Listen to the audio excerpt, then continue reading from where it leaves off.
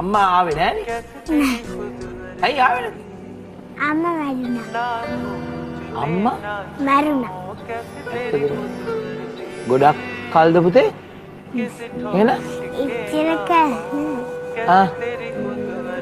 මොකද උනේ? heart attack. අනේ ඉතින් ඔයාලට අම්මව මිස්ද ගොඩක්? අම්මා ආදරේද? තාත්තා ඒ පහළුව දෙන්නේ නැහැ.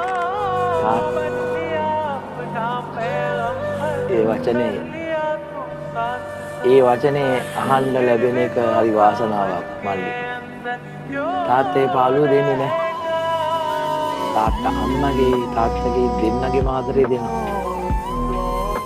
දැන් තමයි මට තේරුනේ මේ තාත්තා ගේයස් කරනවා, අතු ගන්නවා, උයනවා කියපුවම මේ ඒ කියන්නේ තාත්තා කෙනෙකුට ලොකු බරක්. ඒ කියන්නේ අම්මගේ අඩුව පිරිමහන්න තාම චූටි දුවල පුතාලා නෙන්නේ නේ.